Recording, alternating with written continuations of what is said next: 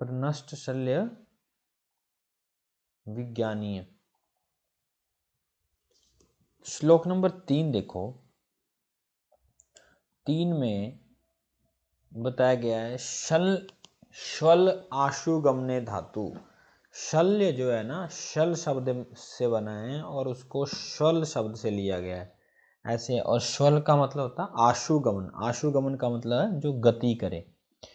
तस्य शल्य इति रूपम, इसे शल्य के रूप में देखा जाता है। वो 2 प्रकार का होता है, शारीरिक और आगंतुज। शल शब्द श्वल से बना है और ये एक आशुगमन धातु है। आशुगमन धातु मतलब कि शल्य का मतलब होता है जो ऐसा कोई ऑब्जेक्ट जो गति कर जाए, पेनिट्रेट कर जाए, ऐसे करके। शारीरिक और मानसिक। श्लोक नंबर 4 में देखो, सर्व शरीर बाधा कर शल्य, जो शरीर में बाधा करे वो शल्य। तदिहो उपदिश्यन्ति इतः शल्य शास्त्रम, उसको उपहित, उसको निकालने या उसका निवारण करने के लिए जो बताया जाता है वो शल्य शास्त्र में। श्लोक नंबर 5, तत्र शारीरम रोम नखादि धातु अन्मल दोष दुष्टा अगंतो शरीर शल्य व्यतिरेकेण यावंतो भाव दुख उत्पत्ति। 2 भेद किए गए हैं शारीरिक और आगंतु शल्यों में। जो दांत रोम नख आदि है, मल आदि, वो शारीरिक बताए हैं। और जो भी सांसारिक है इसके अतिरिक्त दुख देने वाले जो भी हैं वो आगंतु शल्य बताए गए।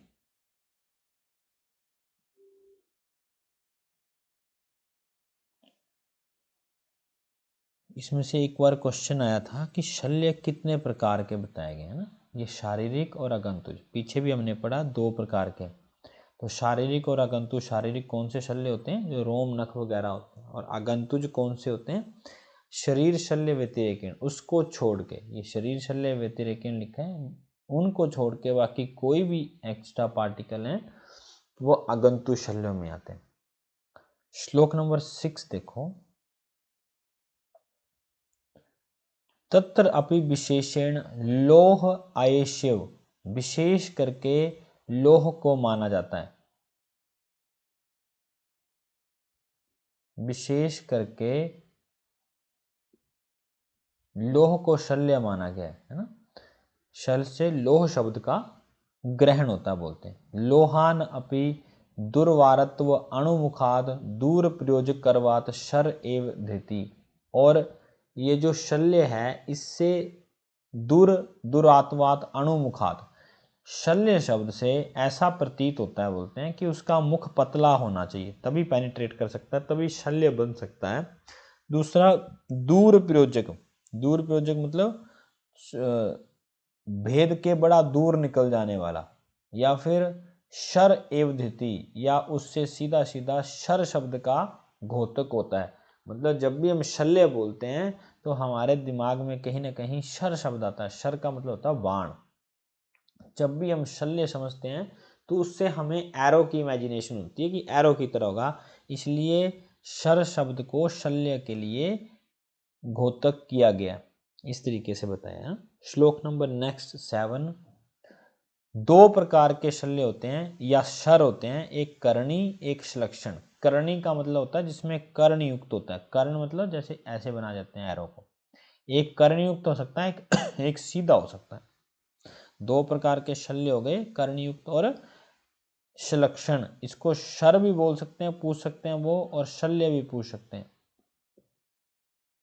श्लोक नंबर 8 IMP, सर्व शल्यानुस्तु महान अणुना व पंचविधो गति विशेष। सभी शल्यों की गतियां 5 प्रकार की, ऊर्ध्व अध अर्वाचीन तिर्यक ऋजु। ऊर्ध्व अध अर्वाचीन तिर्यक और ऋजु 5 प्रकार की गतियां बताई। नेक्स्ट हो, शल्य के लक्षण द्विविध होते हैं, सामान्य और विशेषिक। जो सामान्य लक्षण होंगे शल्य के, वो श्याव पीड़िका चिता शोफ वेदना मुहुर्मुहु शोण स्त्राव बुद्बुद उन्नत मृदु मास व्रण जानियात स शल्यो।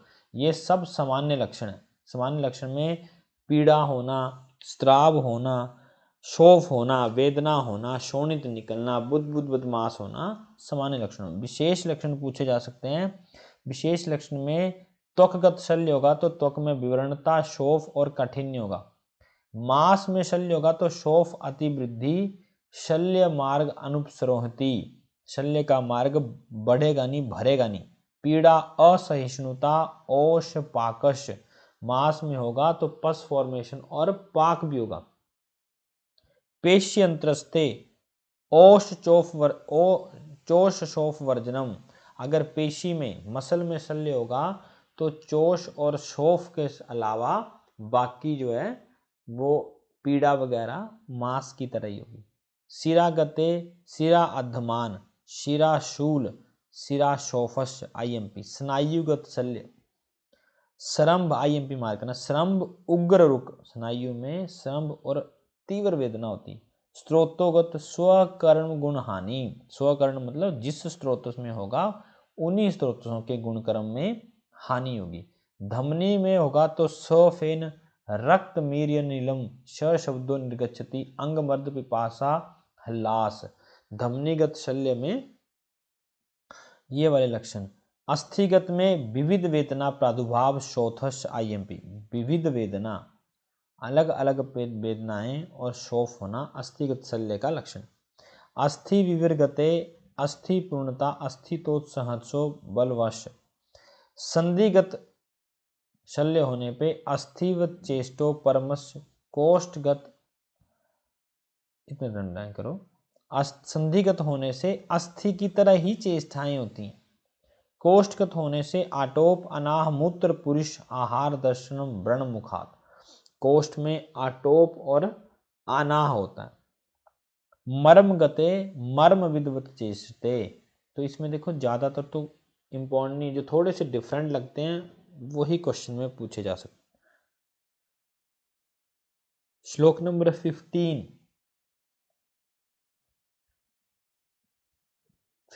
में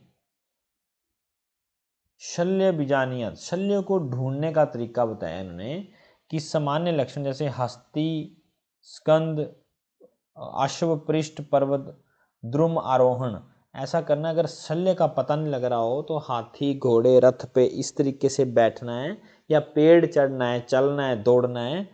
इस तरह की जब एक्टिविटी करेंगे, यत्र श्रम्भो वेदना भा भवती तत्र शल्य बीजानियत, और जहां पर श्रम्भ होगा, पेन होगी, वहीं पर शल्य को जानना चाहिए।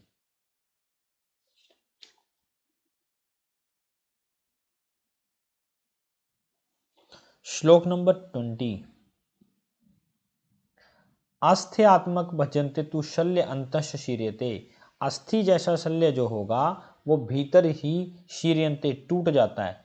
प्रायो निर्भुजते शारंग आयास्यति निश्चय, और अगर श्रृंग और आयस होता है लोह, ऐसे कोई शल्य होंगे तो वो निर्भुजते, टूटते नहीं है, बस थोड़े से बेंड हो जाते हैं, टेढ़े हो जाते हैं, लेकिन ये टूटते नहीं है। पर अस्थि जैसे जो शल्य होंगे वो जरूर टूट के, मतलब शीर्ण होकर के वहां पर मिलते हैं। वृक्ष, वैण और वातारण आनी निर्हंते तू नो यदि पचंती रक्तम मासस क्षिप्रेमतानी देहिनाम। ये जो बांस, वृक्ष और तृण के शल्य होते हैं, ये अगर ना निकाला जाए तो शीघ्र ही वो पक जाते हैं या पका देते हैं। ये क्या करते हैं, मांस वगैरह को देह में शीघ्र ही रक्त को पका देते हैं। पका देते हैं मतलब एब्सेस बना देते हैं। तो शरीर में भीतर घुसने पे यदि ना निकाला जाए तो शीघ्र ही रक्त और मांस को बना देते हैं और ऐसे एब्सेस जैसी फॉर्मेशन कर देते हैं। श्लोक नंबर 22। लेकिन उसी तरह अगर मेटल के फॉर्म पार्टिकल हो, जैसे कनक हो गया, सोना हो गया, रजत हो गया, ताम्र, रैतिक, त्रपुसी, तो ये चिर स्थान बड़े टाइम तक भी अगर ये वहां पर पड़े रहे तो पित्त तेज प्रतापनाथ स्वभावशीलते मृदु, ये क्या है कि थोड़े दिनों में उसी पित्त और तेज से वहीं पर ही क्या है मृदु और सौम्य हो जाते हैं, और अधिक टाइम पर और बने रहे तो ये द्रवीभूत हो जाते हैं, पिघल के द्रवीभूत शरीर में डिजोल्व हो जाते हैं। तो ये ना भी निकाले जाएं तो कोई हर्ज नहीं होता। पर सोने का कांटा लगेगा किसको, किस्मत वाले को लगेगा, सोने चांदी का। सोने का तो कांटा लगना तो चाहिए, लगेगा नहीं आज के टाइम में। तो ये बताया कि सोना, रजत, ताम्र, रैतिक और तपुस अगर मेटल के कोई भी फॉर्म पार्टिकल हो तो वो जो है खुद ही डिजोल्व कर लेते हैं, हो जाते हैं। श्लोक नंबर 24। विषाण, दंत, केश, अस्थि, वेणु, रूप अगर ये शल्य हो तो ये विशीर्ण नहीं होते और वैसे ही वहां पर पड़े रहते हैं। ये जो सींग, दांत, केश, अस्थि, बांस, लकड़ी, पत्थर, मिट्टी, ये अधिक समय पर वहां पर द्रुत होकर नष्ट नहीं होते, वहीं पड़े रहते। नेक्स्ट चैप्टर पे आना शल्य आपनीय अध्याय।